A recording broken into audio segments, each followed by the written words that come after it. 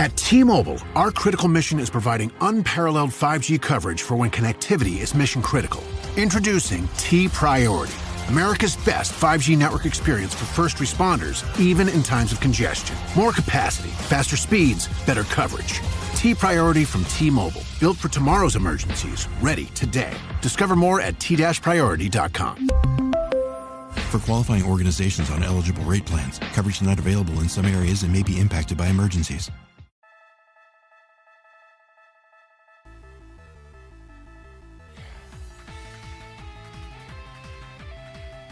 Welcome back, everybody, to another fantastic episode of the Every Pokemon Episode Ever podcast. We're just rolling through them.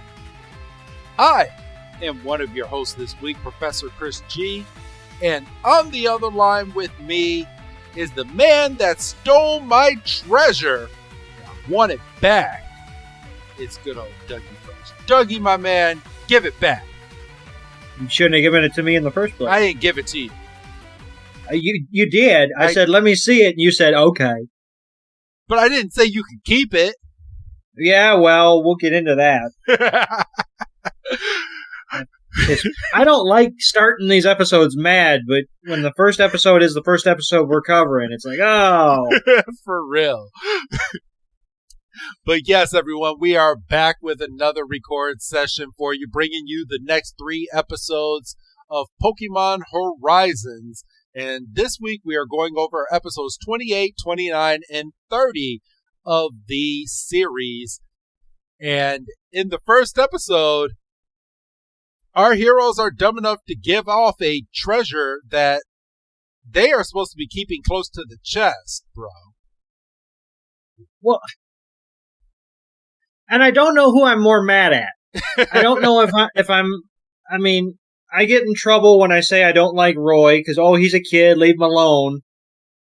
So I don't know if I'm not allowed to be mad at Roy, if I should be mad at Free because he should have been paying more attention. I mean, he kind of was, but he wasn't really... I was about to say, he didn't like this guy from the jump when he was trying to sell the kids sleep powder. But he didn't tell him, this guy's scummy, which I would have said, because this, Well, he was. But I guess if Free tells him this guy's scummy and we shouldn't deal with him, the episode's 5 minutes long. For real.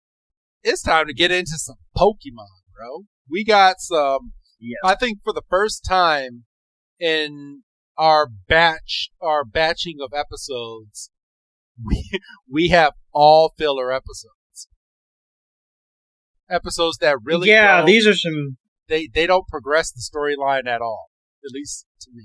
Yeah, no. These are some filler-ass episodes. So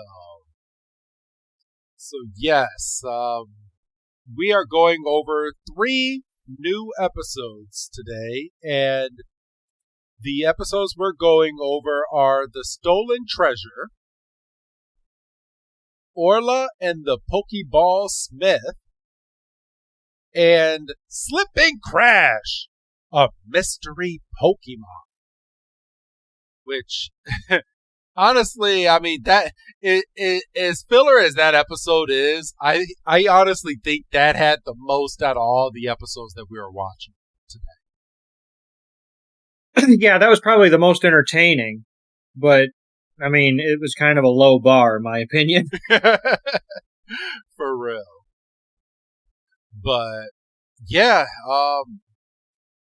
so we're going to go ahead and get on into these episodes. I'm going to start queuing up my feed right now. And this one, I don't even need the damn subtitles because I can literally just have this episode kind of just play and I'll know exactly what's happening. But the first episode we're going over... Oh, was this episode the same name in Japanese? Yeah, it is. Actually, let's see. This one is... Orla does have a Japanese translation. And you're gonna get a kick out of episode 30 when I say it. I'm gonna leave it to that unless people already know because they were looking at the title of the episode. But you're gonna get a kick out of that. So you ready to jump on in, bro? Yes. All right. So our heroes are in a new town, and I mean, I guess we can kind of. I mean, we don't have to go scene by scene for this. We can kind of leave it up to discussion. But the episode starts with our heroes, and they actually don't say what town they're in. Okay? No, I rewatched it a couple times because I was like, maybe I missed it. No, they don't say it. It's just a random farmer's market. Yeah, and they're going through and they're trying to get information about the Black Rayquaza. And in this town, Diana, who is Lico's grandmother, told them that they need to find a salesman. And the salesman used to travel with her, and that he might have information in regards to the Black Rayquaza. Or he might be able to take a look at the Pokeball and give them a little bit more knowledge. So they meet up with this salesman, who seems like he's kind of down on his luck a little bit. And you can tell that he's a little bit of a sleazeball. But he immediately sees these kids when they come up to him, and he's like, I have the perfect gift for you. Excuse me, sir? A customer? Well, you've got excellent taste, little miss. Feast your eyes. I've got the finest goods around. Actually, we're just... Actually, your timing is perfect. I recently came across an item that's incredibly rare. If you have this, you can win any Pokemon battle guaranteed. Whoa, is that really true? True Blue, this is highly effective sleep powder. Just a dash of this powder, and in no time, everyone's sleeping like a Snorlax. It's hugely powerful stuff. Awesome! Yeah, but if you fall asleep with everyone else, you're not really winning, right? What'd she say? And I promise you this will fascinate you. It's the rarest of the rare. It's a fossil of a 20,000-year-old Rotom phone. Whoa, your shop is the coolest! 20,000 years ago, there were no phones. What else do we have? Excuse me, sir, but are you Teppan? Liko is like, you know what? We came here so we can meet you. Is your name Teppan? And he's like, who wants to know? And he's like, and Liko goes, well, you know my grandmother, Diana. You used to travel with her, and we were told to come and find you. And Roy takes out that Pokeball, and he's like, yeah. He's like, we were told that you might know about the Black Rayquaza and what is the history of this Pokeball. And the guy's eyes immediately brighten up at this point. And I'm going to give this part over to you, because after Roy takes out the Pokeball, the old man grabs it. So yeah, he has, Rayquaza's ancient Pokeball, and Teppan's like, oh, let me see it real quick. And like I said, and I can't remember if this was in the beginning of the episode or we were just talking off mic, and it's one of those look with your eye situations, but Roy, being ultra trusting, is like, oh, okay, here you go. And, Teppan is kind of he turns his back to, the three of them, and he's fiddling, and, I mean, he ends up, he's like, well, that's interesting. I've never seen anything like, and he hands Roy his backpack back, and Roy's first strike was handing him the Pokeball to begin with, right? And then taking his eyes off the ball. And so his third strike is not checking his backpack immediately when he gets it back. Exactly.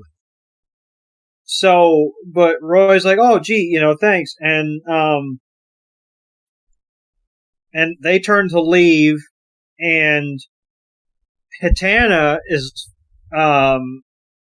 pokes her head out of, Liko's hood and is like, yo, I mean, there's, what the, scummy sleazeball over there. And, Liko turns to, acknowledge her, and then immediately, Fuecoco's like, I'm hungry.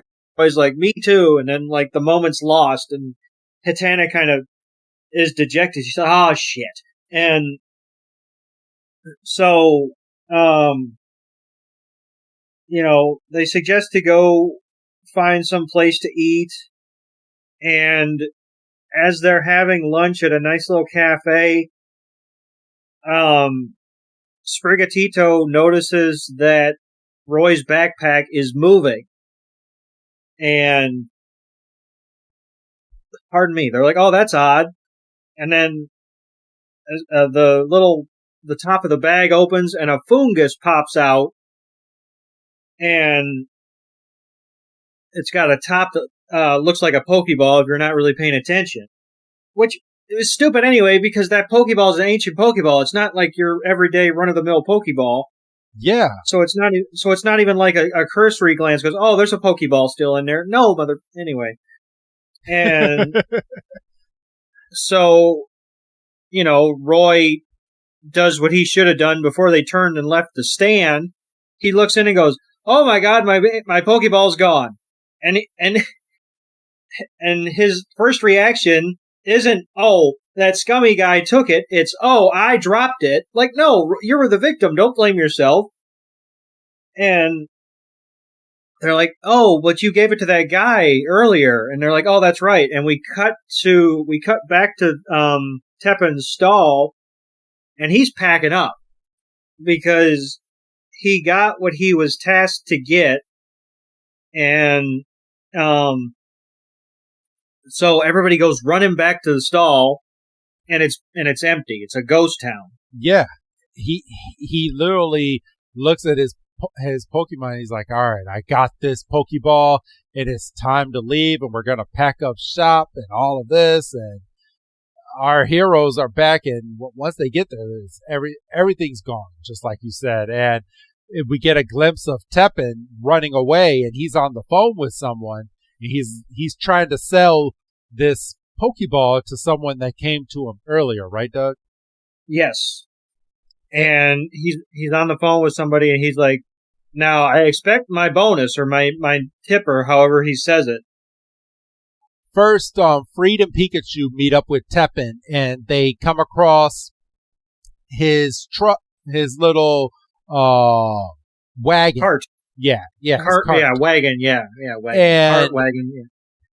And he's like, "You stole our Pokeball." And Teppan's like, "No, I didn't." And he's like, "All right, well, then let me check your shop." So he looks all through it, and he's like, "Oh, that's so weird." He's like, where's the Pokeball?" And Teppan, being a freaking dumbass, I'm going to call him a dumbass because he could have gotten away with it.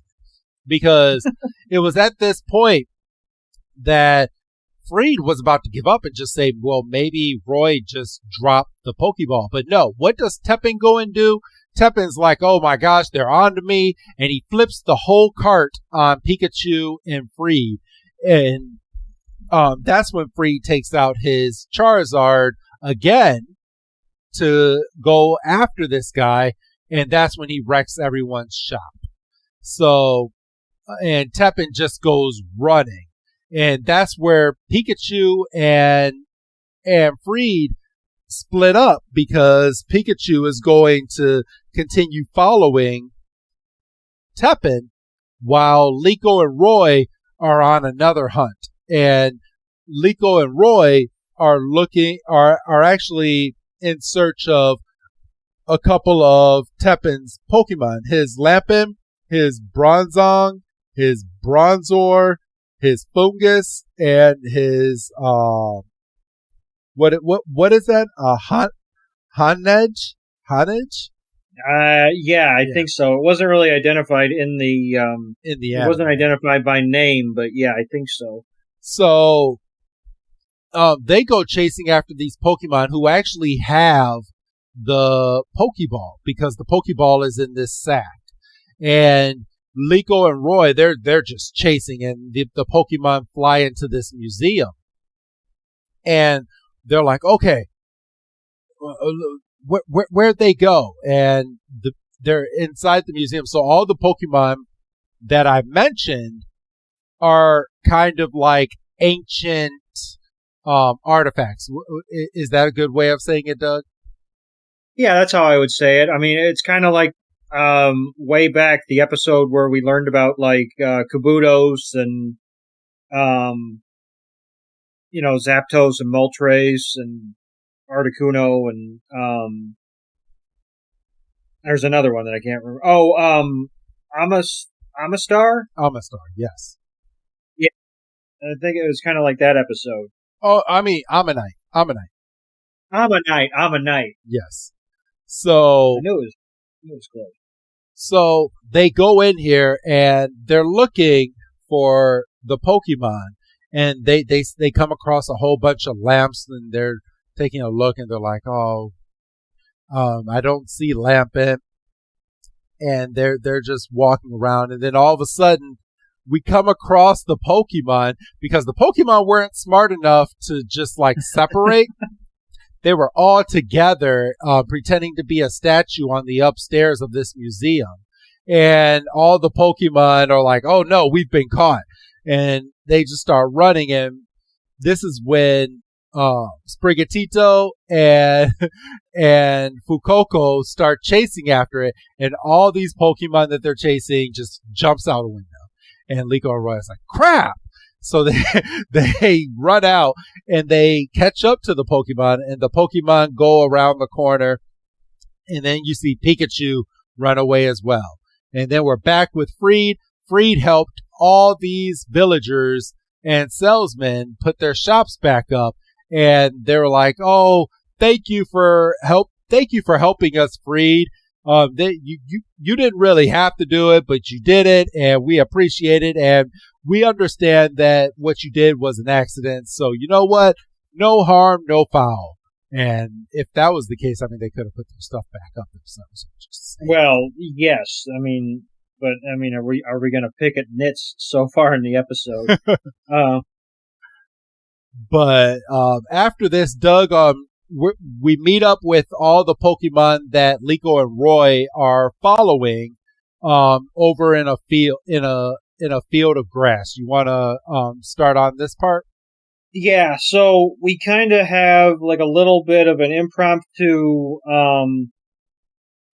battle. We got Sprigatito's using leafage. A lot of leafage. A lot of leafage because, Sprigatito knows maybe 3 attacks. Yes. Hitana is using Psychic. And Fuecoco is using Ember, but it's not really effective because Fuecoco is specifically focused on Lampent, and Lampent is a ghost type, yes, and fire has no effect. And then it also, I think this is the first time that they use this Pokemon like this. I thought it was pretty freaking cool. But there's a Honedge and a Bronzong, and the Bronzong goes over and goes on top of Fuecoco, and Honedge goes over and just hits it. And just like, if you could imagine being underneath the bell and then just having the bell just get rung and just vibrating in your head, freaking knocked out Fuecoco just like that. So when that happens, we go over and we finally see that Tepin shows up, and they're fighting over the Pokeball. And Liko is over here, and she's like, "Why are you doing this? You were friends with Diana, and Diana said that you were such a nice person." Tepin, please! Why are you doing something so awful? Did you actually ever go adventuring with Grandma? Or was that just a big lie? Go adventuring? Well, golly, who can say, really? Please give that Pokeball back! You have no idea how much it means to us! Look, kid, a customer showed up at my stall willing to pay quite a high price for a special Pokeball like this. So it was the Explorers! Now, don't feel bad, but you might as well give up and let me have it. No, we can't do that! Yeah, if you won't give it back, we'll take it back in battle! And they're like, "No, you're not." So they all go and start fighting over this Pokeball again. And that's when we get a whole bunch of leafage from Sprigatito, a whole bunch of Ember from Fuecoco, and the Pokeball starts flying all over the place, and the Pokeball starts drop. The Pokeball gets dropped, and when the Pokeball gets dropped onto the ground, that's when they're like, "Okay, we got it." And Hatena uses Psychic and tries to pick up the Pokeball, but it doesn't work. And that's when you see Lampe comes over and uses Thief over on the bag, and goes over and just steals the bag again and brings it right back over to Teppan. So it's at this point that everyone is using all of their attacks on each other. So Roy sends out his Wattrel, and now it's a 3-on-4 Pokemon battle. And then Fungus comes out, and Fungus is like, nah, everyone that's in this battle is about to go to sleep. So it starts using sleep powder on all the Pokemon. But what Teppan didn't think of is that all of his Pokemon were going to go to sleep too. And it's at this point that all the Pokemon are on the ground and they're sleeping, and it drops the Pokeball, and Roy runs over and he grabs it. And Teppan goes over and he starts apologizing, and this is when we get Diana to come into the frame, and she's like, what has become of you? You are not the man that I used to adventure with. The old you would not be stooping to such lows and stealing from children. And she takes a mirror and she's like, look at yourself. She's like, this is what you used to look like, and this is what you are now. You need to change your ways. So that's when Teppan realizes all of his bad ways is not going to ever get him anywhere. And even if he could sell this Pokeball for a high price, it's not going to change anything, because money will only last for so long. So he looks over at his Pokemon, and his Pokemon don't want to be bad, but since they're his trainer, they obey him. And he starts to cry, and he apologizes, and he says, I should not have gone down this path, and this is not me. But you know what? I apologize, and I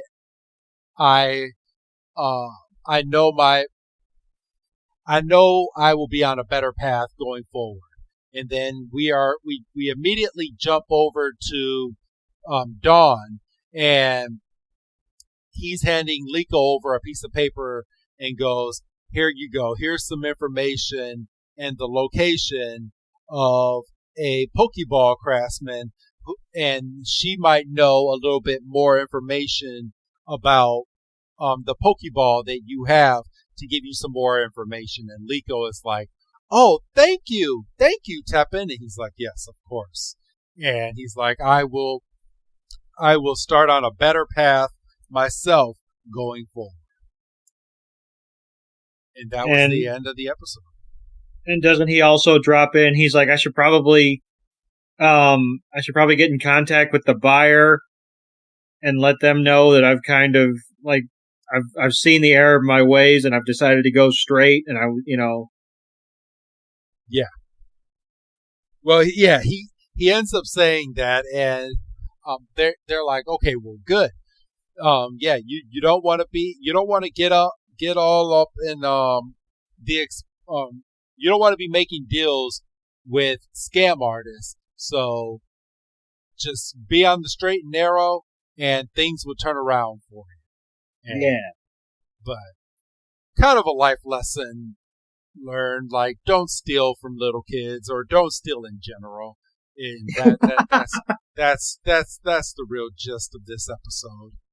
But yeah, it was very little action, a whole lot of chasing, and that's the end of our first episode that we're going, the first of 3. Yes.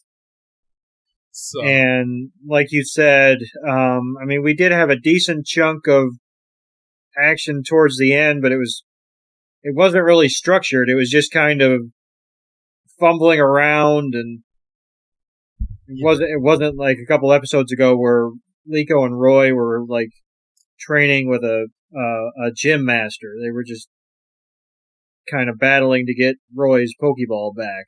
Yes, and a whole lot of Ember and a whole lot of leafage. So, because that's all we got. Yes, I know. Does it bother you at all that, I mean, I know that things will get better a little bit later on, but does it bother you that we've had so many episodes and we're still stuck on the same like core moves for these Pokemon? Well, yeah, it is frustrating. I mean, and maybe this is my fault for getting so used to, like Ash Ketchum's structured episodes where, yeah, there's going to be stretches where like nothing happens, but at least you can see like he's out there training in the background. He's getting into random battles as episodes are starting, and he's, he went through a portion there where he was focused on getting his rank up in whatever spin-off that was. With these kids, it's like, we're kids, but now, a couple episodes ago, it's like we've got our big mission statement, but we've still got episodes to fill out. We can't just throw you right into the climax. I mean, they could. So it would be nice. Well, they could. Well, it would be so short, though. It would. And I guess we gotta really appreciate it. And they're trying to sell products as well. And, they are. And they're trying to sell a video game. And God forbid they don't put a specific Pokemon into the anime, and that's someone's favorite Pokemon, and they just need to do their part. So so through the series, we will get every Pokemon animated. Yeah. And if we don't, I'm calling somebody. For real. But you ready to get on into this next episode? Yes, because I did find this one to be pretty interesting. All right, cool. And this next episode that we're going over is called Orla and the Pokeball Smith, or translated from Japanese, Orio and the Monster Ball Craftsman. Is it literally spelled Oreo? Not like the food, but the name is Orio. Ah, okay. I was like, that's cool. So yes. So this episode, I mean, I feel I want to give like the gist of it, but I know that's not our show. So we do have to really kind of go through it. So but it doesn't start until they get where they're going. I know what you're trying to say. Yeah. So this episode starts off with Orla being dragged in 50 million spots. What is going on in here?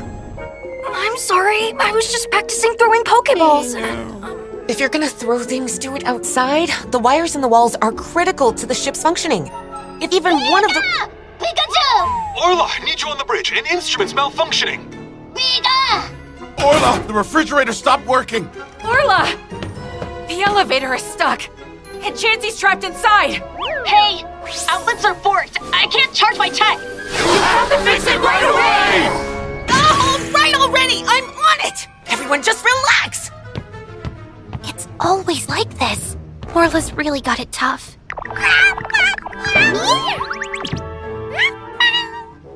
She kind of just like runs away to go and do something, and everyone is blaming each other, and they're like, "Oh, now look at what you've done. You're taking advantage of her."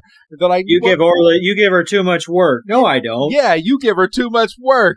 You give her too much work. No, you do. No, you do. And the old grandpa, he's like, or not the grandpa, the grandma Diana, is she's over here and she's like, you know what? She's like, I think there's enough blame to go around for everybody. And Pikachu's sitting there like it's like this every damn day. So we're coming up onto the island, and this is where Orla looks over and she's like, huh, where are we now? So it is at this point that they come up to this big building that has a Pokeball on it, and Orla's talking to herself, and she's looking over at the building, and she's like, this is all wrong. This is all wrong. All wrong. She goes in. She's like, this isn't proper at all. She's like, this is inefficient, and this, it's not up to code, and it's shoddy. I was like, ouch. For real. And Freed, Liko and Roy are just staring over at her, and they're like, what's going on? And she's like, this building is such a magnificent building, but the wiring and efficiency of this building, it's just all done wrong. And they're like, oh, well, would you have done anything differently? And she's like, of course I would have. And she looks up at the building and she's like, maybe I can tell the person that's inside, maybe I can tell the person that's inside what she needs to do, and they'll have a great building. And then out comes one of the stars of this episode, Karna. And Doug, I'll have you take it from here. Yes. So, Karna pops out and she's like, oh, can I help you? And, they're like, yeah, we were referred to you by, Teppan, and she's kind of embarrassed because she's like, well, I don't usually, reach out to like shady characters like that, but, I was on the hunt for, rare Pokeballs, and cause like, I'm a Pokeball craftsman myself, and we see inside this big factory, this building, and she's got like a giant piece of machinery, and she goes, well, it's been kind of slow lately, and we kind of see that it goes through all these motions and it produces one Pokeball. One Pokeball. I mean, it's really well put together, but it's one Pokeball. And I do want to make a note, because I just thought it was pretty cool that Liko, before she starts showing the system around, Liko notices like an ancient Hisuian Pokeball on the ground, which is covered from one of the episodes that me and you did a while ago, Doug, with Ash, Brock, as they were going through some of the like final episodes of Ash Ketchum. Okay, I thought that looked familiar, but I didn't do enough digging backwards. But I was like, I've seen something similar to that, and I wasn't sure if it was that or if I saw something in a game. You did see it in the game as well, because that's the Pokeball that you use in Pokemon Legends Arceus. Son of a gun. Yes. So the game from back in the day, where it shows how Pokemon were caught back in the day and they were trained and all of that. One of my favorite Pokemon games, actually. And yeah, this Pokeball just makes another appearance, and it's not a real Pokeball, but she makes what would you call it?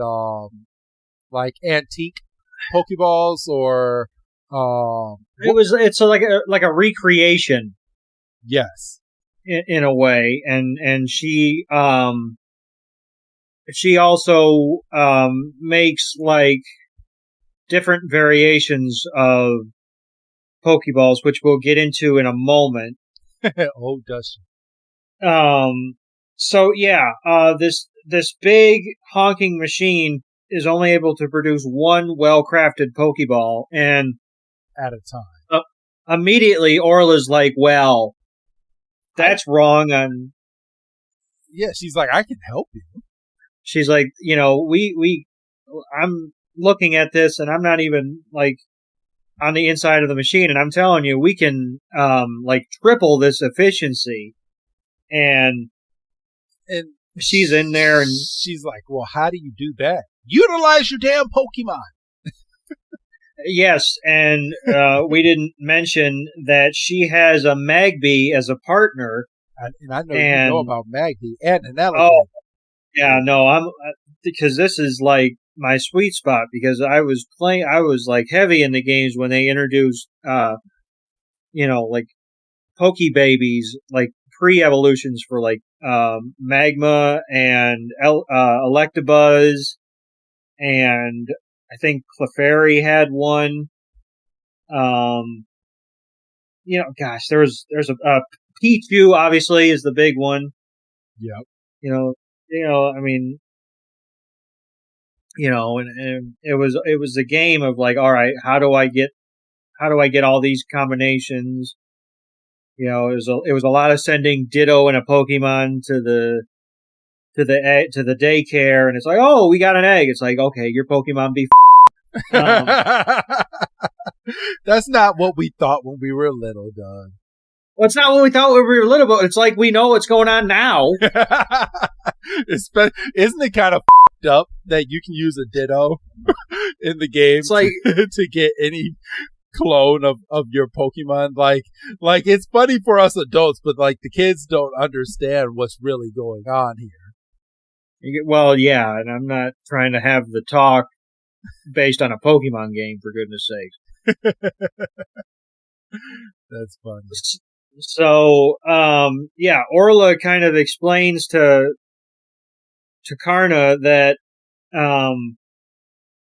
if you use your Magby in the manufacturing process, your output's gonna like skyrocket, and we see it because Magby's sitting there, he's feeding Flamethrower into the machine, and the Pokeballs are just spitting out. It's pit, pit, pit.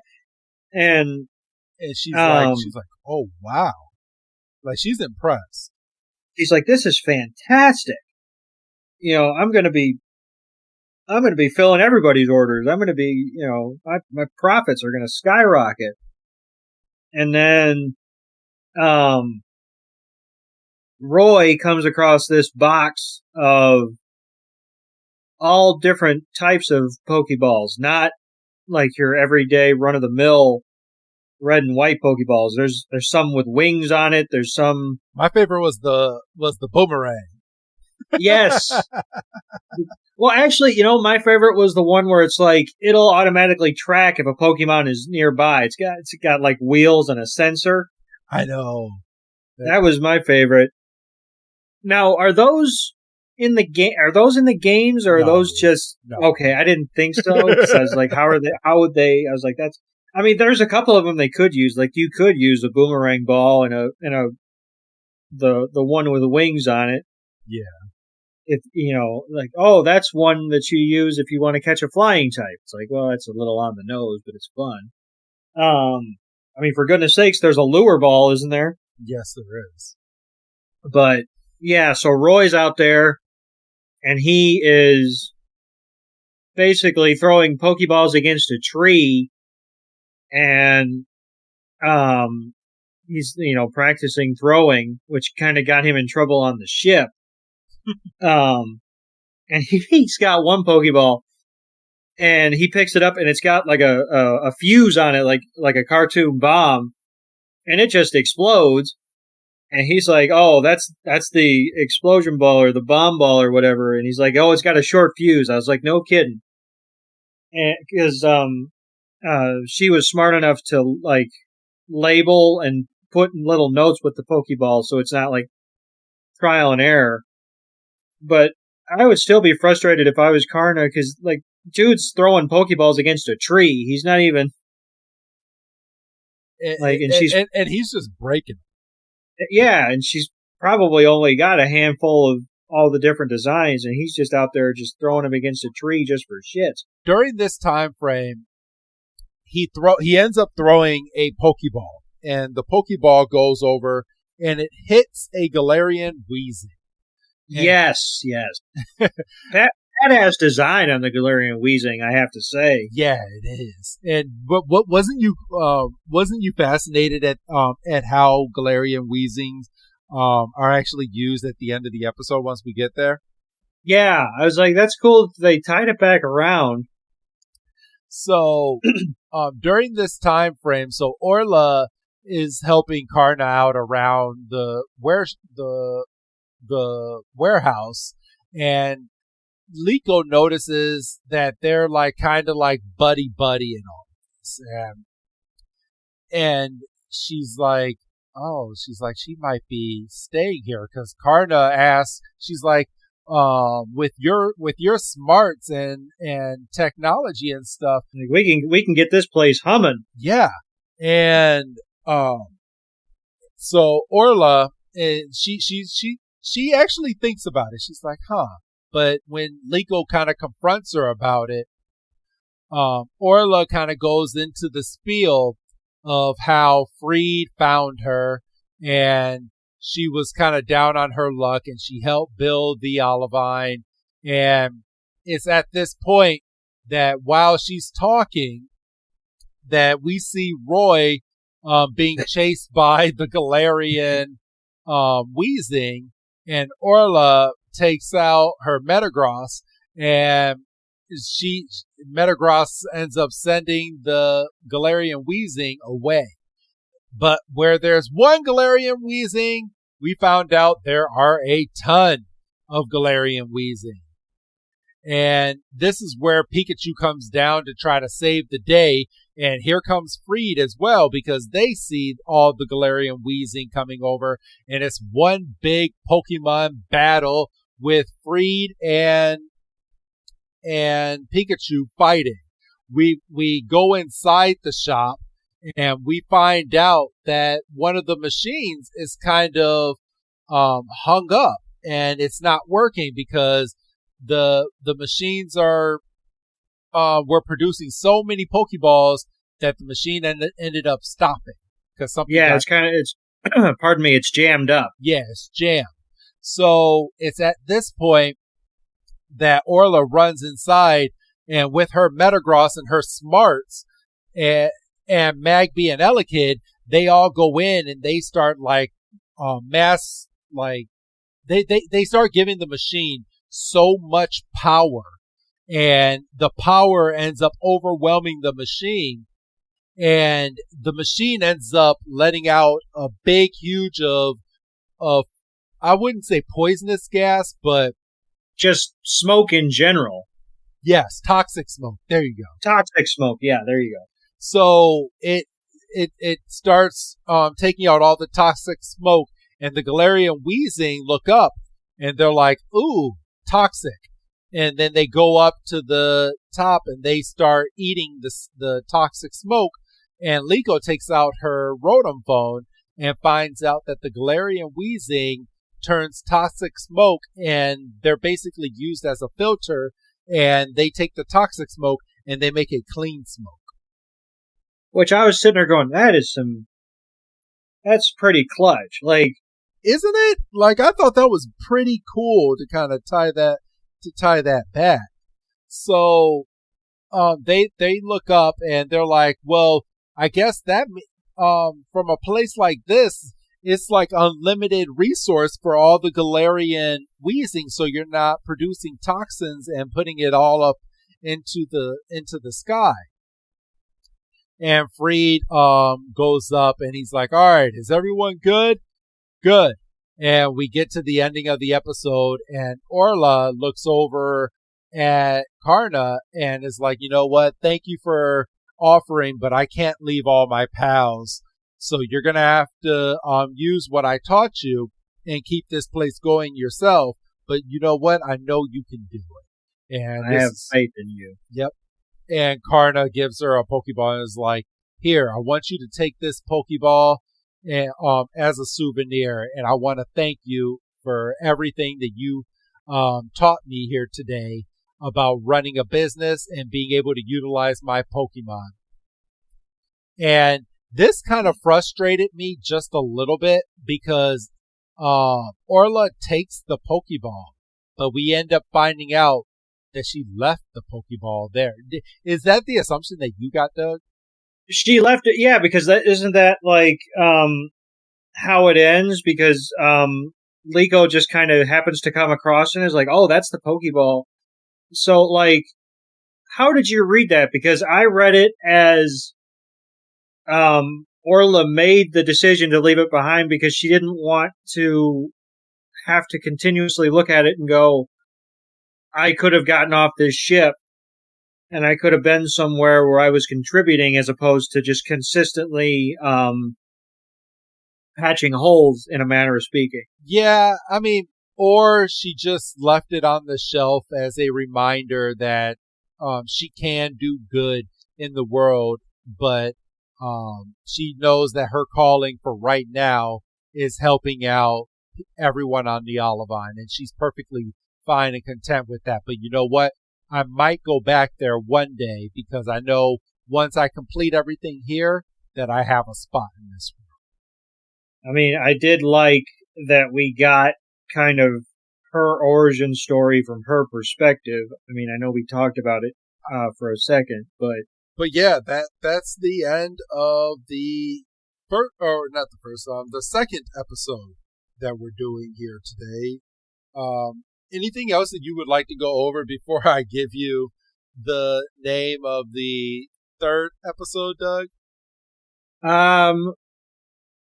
Not really. I will say, and I know this is weird to say in the middle of the episode, because I know you and I kind of talked off mic a little bit,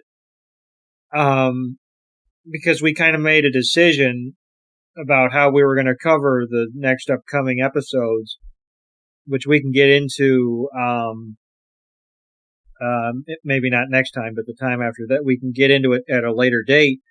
And when we were just kind of hammering in that these were the three that we were going to cover, we're like, oh, so we're like full on filler. And you're like, yeah, but we'll be able to make it entertaining. And I think, at the risk of spiking the football on the 5-yard line, I think we've done that so far. Oh, yes, we have. And I'm happy about it. Now it's time for the third episode, which in English is called Slip and Crash, a Mystery Pokemon. Or translated from Japanese, Doug, the Slipping Smashing Mystery Pokemon. Well, sometimes you just hit it. I mean, I knew you would get a kick out of that, out of that translation. Sometimes you just hit it, and sometimes you get it right. Oh, damn. I kind of wish that was the English translation. Like the Slipping Smashing Mystery Pokemon. Yeah. Yeah. I mean, sometimes a piece of cake is a piece of cake, Yeah. No need to dress it up. So. Wow. Yeah, I know.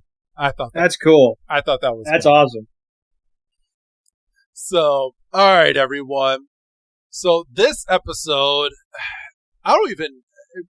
should we just talk about this episode, Doug?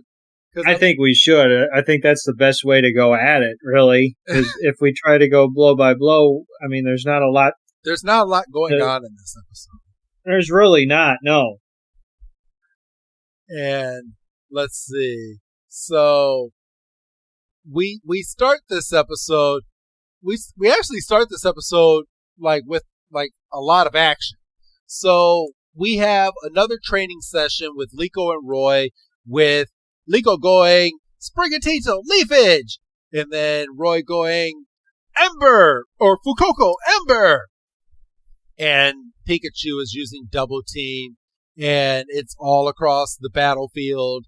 on the ship, and they're getting better because they're actually eliminating all the double team and chasing Pikachu, but Fuecoco starts running after Pikachu, and then it just slips, and it slips on some like purple goo that is on the ground, and they're like, "What is this?" And freaking Freed is like, "Well, that's a new type of substance, right?"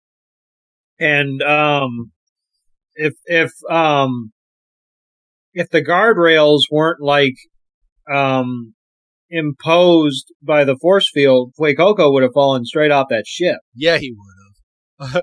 I mean, aren't you supposed to have your Pokeball ready for instances like that? Well, I mean, but see, I get in trouble when I get mad about stuff like that, you know? Why? It's like, well, they're learning, Doug. Well, I mean, yeah, but how long are they in the learning phase? You're not wrong. Before we start getting on them for being irresponsible trainers. You're not wrong.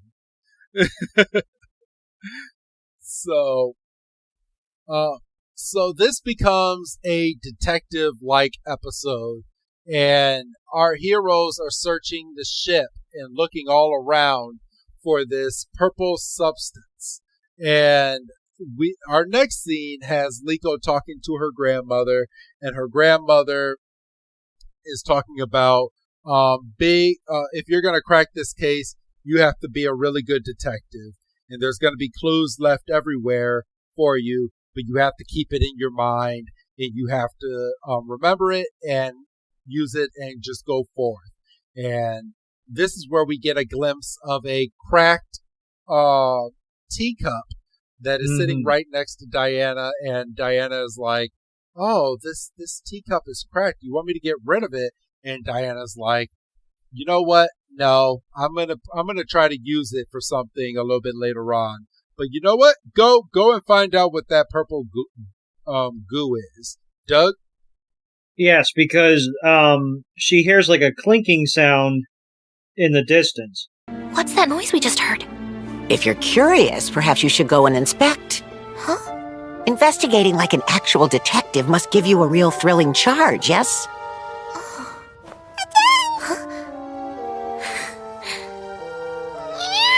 Go on.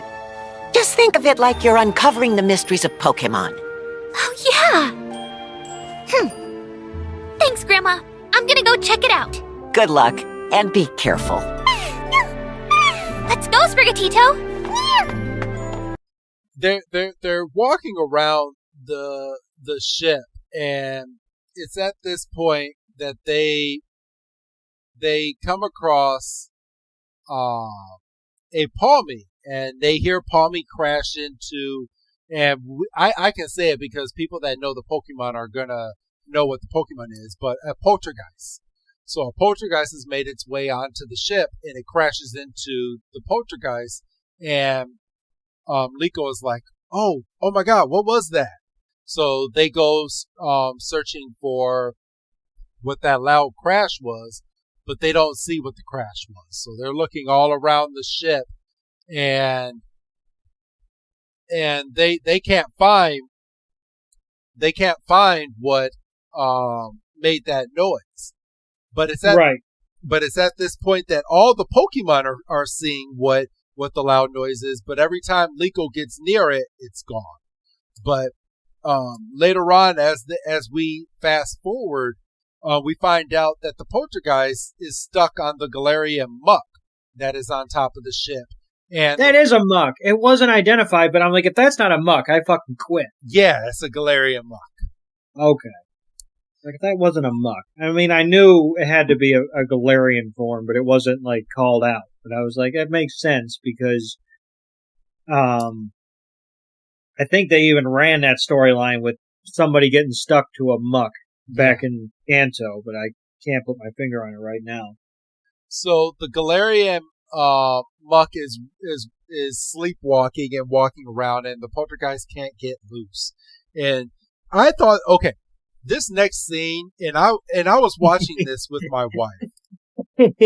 We thought this was so morbid. And please tell me that you thought it was morbid too when you saw it. It's kind of fucked up. A little bit. So Dot is inside of her room. Okay. And Dot opens up her fridge and there's a Shuckle, like orange juice type drink, that it looks like she already drank, 99% of. There's just a little drop inside. She's like, oh crap. She's like, I really wanted some Shuckle juice. And then out of nowhere, the Shuckle comes into her room. And she's like, oh my gosh. She's like, perfect timing, Shuckle. So she goes over, picks up Shuckle, gets a straw, and sticks the straw into the back of the Shuckle. And the Shuckle's like, oh my god, what is going on? What is going on? What are you doing? Shuckle's like, yo, I'll pour some in a glass. Let's be civil. What? Don't drink out of my body. And when we say this, she's literally drinking out of Shuckle's body. And Quaxley is having a conniption. It's like, whoa. Even Quaxley's like, yo, whoa, whoa. Whoa. Stop this now. We've got cups, you know. And Dot is like, okay, fine. I won't drink out of the Shuckle. And they put Shuckle on top of the counter and put out 2 glasses. And Shuckle leans its body over to pour out its Shuckle juice. or as my daughter said, why are they drinking its pee? You know, it was about that color, you know, that you would think that a Shuckle might produce. Like, geez, like I just thought that's morbid, and maybe they talked about this on like a Sun and Moon episode, but that was really morbid, bro, for me to see, not knowing that's what they were going to do with that Shuckle. I mean, and you know, they didn't even play it off as well, you know, Shuckle doesn't mind, or no, Shuckle did. Shuckle 100% minded. Shuckle was like, yo, there's cups right there. I'll give you some. Like, that's like the equivalent of getting under a cow and being like, let me just get one of these from Sutter real quick. Yeah. So we leave this scene, and Muck was sleepwalking right outside of Dot's room, and turns around and starts walking away, and Dot just walks next to it and starts going back over by her room. And Poltergeist is trying to get off of Muck. He's like, get off. This is so gross. Ew. And Pikachu, Captain Pikachu, sees Poltergeist, grabs it, and frees it. Yes, and immediately, you know, Cap's kind of like, you know, what have you been doing? And Poltergeist is like, I've been stuck on that Muck forever. I've been trying to free myself, but I've got no arms, you know, because it's in the teapot, you know. Yeah. And then he sees Shuckle, you know, trying to, you know, get out of the kitchen, and Poltergeist is like, yo, that guy, I want that guy. And Cap's like, word. And Shuckle like starts doing the put him up, you know, let's, you know, fucking 1, 2, let's go. And Cap's like, word. And kind of looks over at Shuckle and goes, hey, you, come here. And Shuckle's like, who, me? And Cap's like, yeah, this Poltergeist wants you. And Shuckle's like, let's fucking go. And so we get thrown back into Lico's cabin, and we're like, oh, right, Lico's still on the ship. Because, like, we hadn't seen them, like, the only humans we'd seen for about, 5 minutes was Dot. Yeah. And Lico and Sprigatito are getting ready to call it a night, and they're like, you know, we'll investigate that sound further tomorrow, maybe when it's light out. And, they turn the lights out, and about the time that they close their eyes, the sound starts up again, and it's a little bit louder this time. And Lico's like, all right, I know I'm not crazy. I know I hear this stuff. Because even Sprigatito picked its head up and is like, yo, something needs to calm down. And so they get out of the room again, and they're looking, and they see more goo, and they're like, well, son of a bitch. And they didn't say so. Imagine if they just dropped a son of a bitch, just randomly in an episode. Just didn't build it up or anything, just dropped it, and it's like, yo, did I hear? And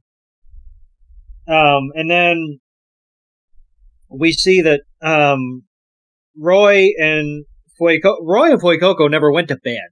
No, they did. They stayed up, and it's Friday night. They stayed up, and they just wanted to find out what was going on here. And then so they get down to pardon me. They see a ramp, and they see Quaxley just kind of hanging out, but he's looking like there's some shit going on. And they're like, yo, Quaxley, what's going on? And Quaxley's like, oh, nothing. I'm just out for a stroll. And then this is when they hear the sound, and it's more intense than it's been. And they look down, and this is what I termed to you when we were discussing the episodes briefly earlier. This is what I called Pokemon Fight Club. Yes. Because the Pokemon are literally downstairs battling each other in the midst of night with this poltergeist. It's Poltergeist and Shuckle, and they're like in a circle, and they look, and Lico's like, oh my god, what's Terrapagos doing down here? And then it's at that point, you as the viewer are like, yeah, we haven't seen Terrapagos in a minute. Not that it wasn't the star of your show like 3 episodes ago. Right. So, and we see Poltergeist is kind of standing there, and he's kind of giving the bring it to Shuckle, and Shuckle squares up and starts and rolling. launches it, starts using and roll rolls. out. And roll out, thank you. And he hits Poltergeist and causes another chip in the teapot. That it's and then we get our first shot of the purple goo actually falling out, and they're like, oh, that's what that is. It's like, no shit. And Poltergeist is like, you know what? I'm not here to fight. I have a solution. Everybody, watch this. And it goes up, and it makes like a little disco. It starts singing, and like you see like some disco lights going on. It's using its psychic power to go get a whole lot of cups. And it's like, I'm going to give all of you some very good purple drink. And Captain Pikachu is just standing here, and it's like, all right, good. And it's handing out all the purple drink to everyone. I really felt like there's like some underlining meaning to this, that the writers were like, how do you put like an adult theme in a kid cartoon without making it so obvious? And these Pokemon, it's nighttime, they're drinking. I just thought it was funny. And they're drinking this drink, and they're like, oh, this is so good. Man, this is so good. Even Noctowl was like, you know what? This drink will go good with a pear. And freaking Poltergeist is like, yeah, I did all that. And Shuckle is looking up at Poltergeist, and it jumps up and is like, yeah, I like it too. So all of these Pokemon are having a ball, and Liko and Roy are looking over at all the Pokemon, and they're like, It looks like that's what's going on over there. All the Pokemon are having fun, and we should probably leave them alone. But who goes in and bum rushes the party? It's Fuecoco, it's Brigatito. And Fuecoco goes and Roy. Let's not let Roy off the hook. Yeah, Roy as well. But it was mainly Fuecoco. Fuecoco slipped on the goo that was on the floor again and just went and rolled in. And then it's now morning time because we switched from everyone laughing at Fuecoco to morning time, and it's breakfast, and all the Pokemon are sitting here eating their food, but half of them are sleeping because they were up all night. And Liko and Roy are like, "Oh, okay, so we're just gonna let them sleep." And Freed comes walking over and is like, "What's going on over here?" Well, we found out where all that goo is coming from. It was coming from this poltergeist. And then I'm going to leave this ending part over to you, bro, if you want to put all of this down with the introduction of Sinistea in the episode. Yes. So, we're kind of enjoying our breakfast, and then all of a sudden Freed starts making a whole bunch of commotion, and we see him, he's kind of and just like that, if you look up the episode, it's exactly like that. I just did a pitch perfect impression, no notes. And Freed's like, "What in the world is that?" And then we find out that teacup that Liko was a couple seconds away from throwing away earlier that evening is a Pokemon called a Sinistea. And Diana's like, "Aha! My experiment worked." And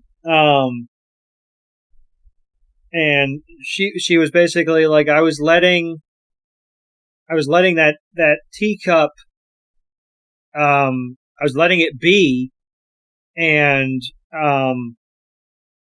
was it revealed that Poltergeist possessed it and basically created the Sinistea? Yeah. So it poured its juice into the cup, and the cup took on a mind of its own to become the Sinistea. And then we have a nice sweet moment because the Sinistea goes next to the Poltergeist and falls asleep, and it's this nice sweet moment.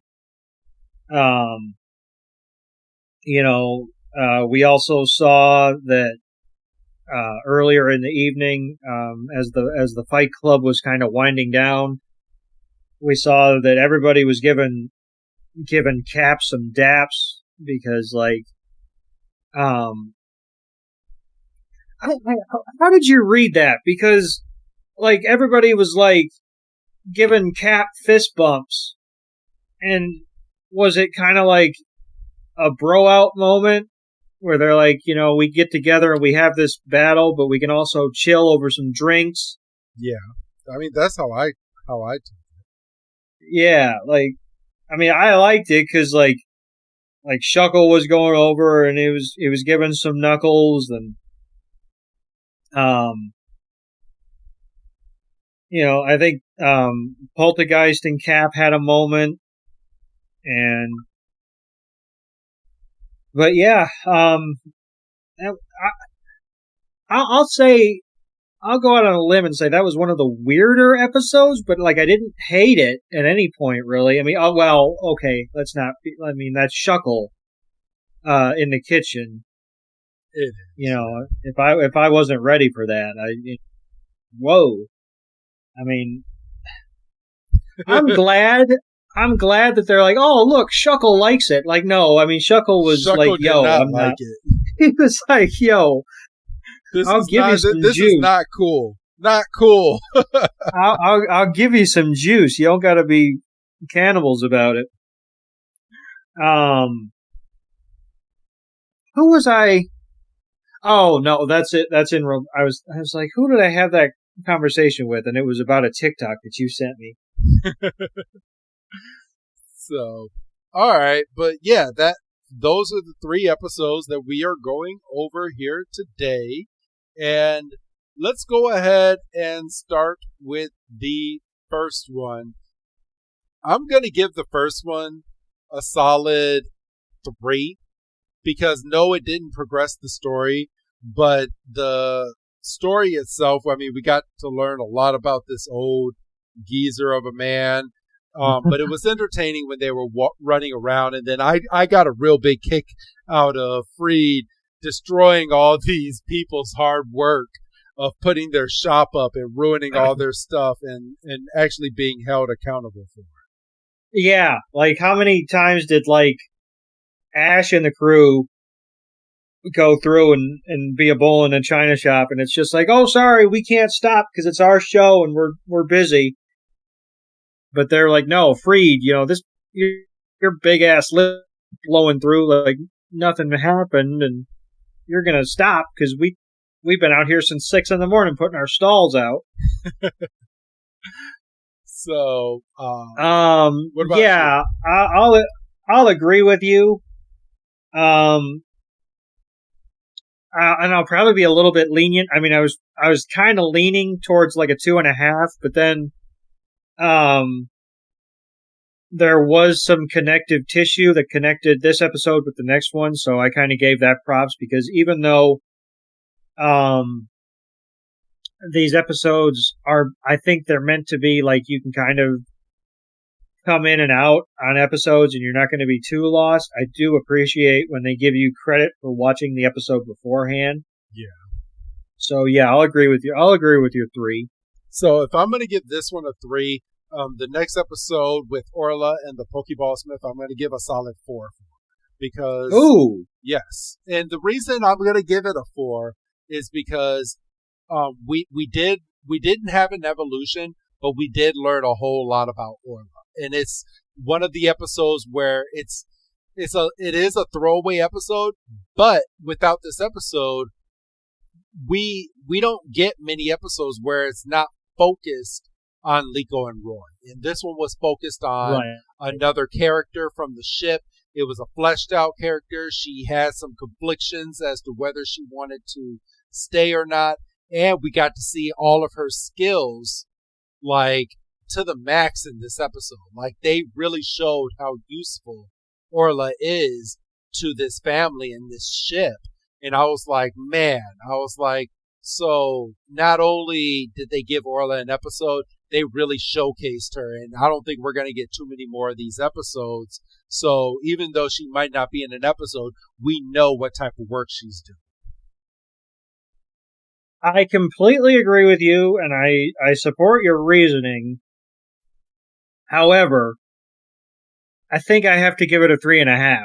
I just like, because I think at the end of the day, you have to ask yourself, did we need this episode? And I think my answer is no. I mean, I liked it. I appreciated it. Like you said, I like that they flesh out other team members than, Freed and Liko and Roy, but because I mean, the episode starts with Orla getting pulled in a million directions, and it ends with her getting pulled in a million directions, except this time she's got a smile on her face. Yeah. So, yeah. And then the last episode, Slip and Crash, a mystery Pokemon. I'm going to sadly give this one a 2. This was literally, I mean, cut and paste all the previous episodes of a Pokemon getting aboard the ship and them trying to find this Pokemon. I don't know how many more episodes of these that we're actually going to get, but it's literally cut and paste, and they kind of have to be cut and paste because they're not adventuring out and walking a lot. The ship is flying a lot. So when Pokemon go aboard the ship, it's okay, now it's time to be Detective Pikachu and find out what's going on here. And I feel like we have this episode. We just had this with Terrapagos just a few episodes ago. Yeah, we just had it. once again, I agree with you and I support your reasoning. However, by virtue of the amount that I actually laughed covering this episode, I'm going to bump it up to a 2.5. Okay. Because this is a classic EP case of the episode wasn't much to, write home about watching it, but just, you and I chopping it up. And I mean, we could probably do an entire podcast just based on that kitchen scene. Yeah, we could. And, we laughed about it and, we laughed about the Fight Club and, Diana being like, oh, don't throw that teacup away. I'm working on something. Like, what would have happened if Lego would have, Exactly. So, yeah, I think by giving it the review treatment, I'm willing to give it a 2.5. Okay. So, cool. Then I think we're pretty much good. Did you have anything else to add, Doug? Yes, before we got off here, I wanted to ask, because we don't really do, let our hair down, talk about news episodes a lot, because, Pokemon doesn't really present much of an opportunity to do that these days, unless they're doing a Pokemon Direct. Yes. Have you been playing, or have you any interest in playing the trading card game? The new one, the TCG Pocket? Yeah.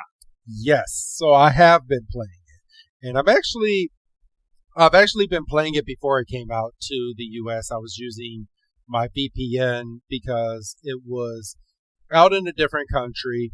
So I downloaded it using my VPN. So I'm a little further than your average player out here in the US. But yeah, I'm pretty far. So far, out of the 226 Pokemon cards, I have 190 of them. So wow. Yeah, I'm not far, but a lot of the packs that I'm opening these days are duplicates. And it's really hard getting these last 30 some odd cards that I need. I need 36 more cards to complete my card openings, and I'm being very strategic. Like just today I did 2 10-pack openings, which I know I would have to explain that to you off air, kind of how that works. But you're able to open 2 packs a day. I went ahead and got the premium package where you get to open an extra package every single day. So now I can open 3. And when you battle other trainers with your decks, like you get points and stuff, and you can use those points to convert them over to being able to open up like more packs. Like they have one where like if you convert enough points, instead of opening just 1 pack, you can open up 10 packs. And they have 5 cards a piece in each pack. And I did that twice today because I've saved up a lot of my stuff, and I'm almost there. But I'm still very frustrated that there's still so many gaps on my card list. And pretty soon they'll be opening up trading, but the trading function is not available yet. Yeah, no, people were talking about that. And they're like, do you have to get to a certain level or? And it's real easy to get to that level. So I'm not. Yeah. It's not a hard game. And even if you did do the battling with the cards, I'll say this. So in TCG Live, if you're battling with Pokemon cards, your battle can go 30, 40 minutes. But when you're battling in this game, they've dumbed it down to where you only have to knock out 3 Pokemon. 2 if you knock out someone's EX card. And the battles for the card games last, they give you 20 minutes. I can honestly sit here and tell you that none of my card games have gone longer than 4 minutes. All right, yeah, flex. Yeah.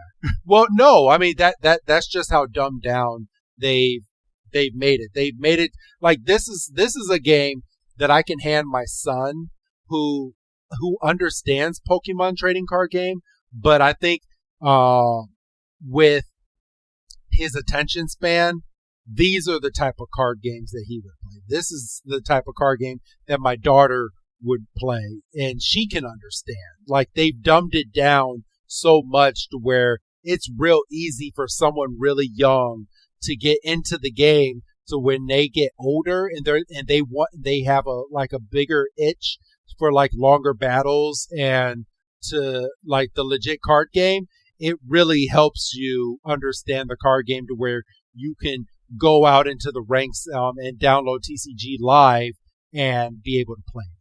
So it's your beginner guide into the Pokemon trading card game. Gotcha. Yeah.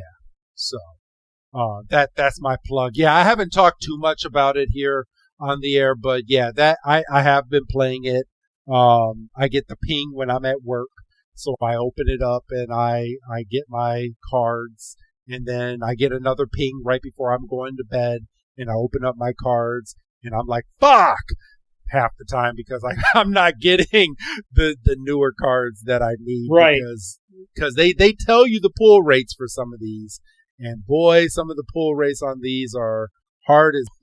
Oh, you ain't got to tell me about that. I've been playing Madden Ultimate Team competitively for like 5 years. I know about pull rates, goddammit. Yeah, it sucks. So you know my feelings, because I'm gearing up. I got 20 minutes left until I can open up these 2 packs, and I can almost guarantee I'm not getting a new card. Well, not with that attitude, you know. Not tonight. Well, yesterday, because I pulled Mewtwo yesterday. Yeah. Oh, well, then you're screwed for like a month. I know. So I pulled the best Mewtwo card that I can get in the game yesterday. I can't get Mew yet, because in order to get Mew, you have to get all 150 Pokemon in the Pokédex entry, and if you collect all 150, there's a secret mission thing where you tap it and it gives you Mew for free. Oh, yeah, gotcha. So people found that out recently. That's been all over YouTube, and I was like, yeah, but I need 30 more cards. But I don't need 30 more of the core cards. I think how many cards? I'm curious right now. Like you got the juices flowing on this game right now for me. How many do I need to complete my regular national deck? 12. I need 12 more cards to complete my national deck. Okay. So I'm not far off, but it's hard finding these cards. And yeah. Boy, am I trying. But yeah, the day you download it, me and you can become friends on here, and we can help each other out and give each other points and shit. So download the game, damn it. Yeah, I've been thinking about it. Do it. It's a nice little, and you don't have to spend money on it, but they do get you with if you sign up for premium, you get 2 weeks for free. So you download it, you're like, oh, what's 2 weeks? And then and then you forget about it. Well, I didn't forget about it. Like I fully intended on keeping it, but I can see a lot of people like, crap, it charged me $9.99 for the month. Yeah. So, see, and I don't. But yeah, good game. Think about it. Keep it in your head. But yeah, I'm gonna. Anything else that you want to talk about, Doug?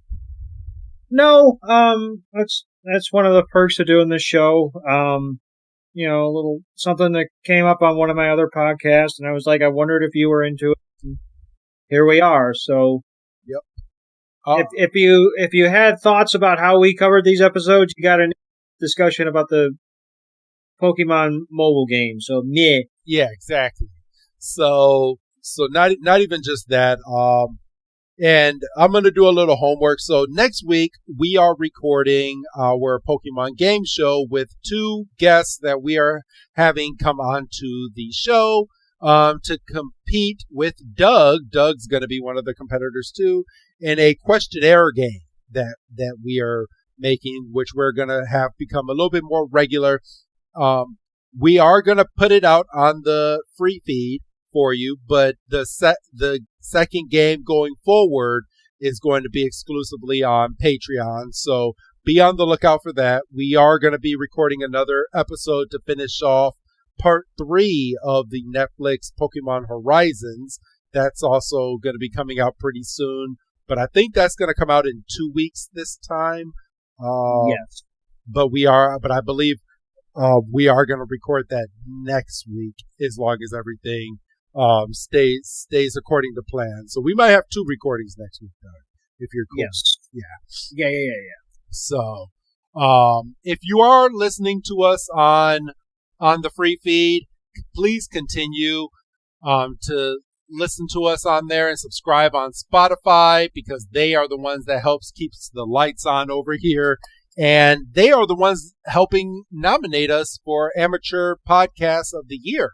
And if you have a little extra coin to throw our way, go ahead and subscribe on Patreon.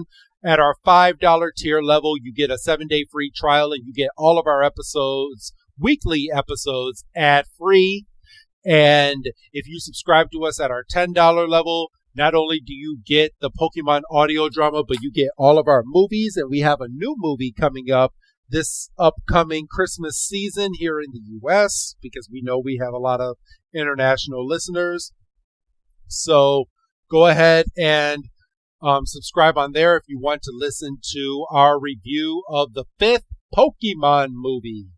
And woohoo! So that's going to be exclusively on our Patreon as well, along with the game shows going forward. There's a lot of content that we are throwing onto our Patreon that I know a lot of you fans are going to enjoy. So just subscribe to us at the $10 or higher tier. You get all of that stuff every single month going forward. Anything else that you want to add to that, Doug, before we sign off here today? Thank you for your support, however you choose to do it. Yes. So, all right, Doug, go ahead and give your goodbye, Doug. Goodbye, Doug. And this is Professor Chris G saying we'll see you next week for our game show, everybody. Have a good night.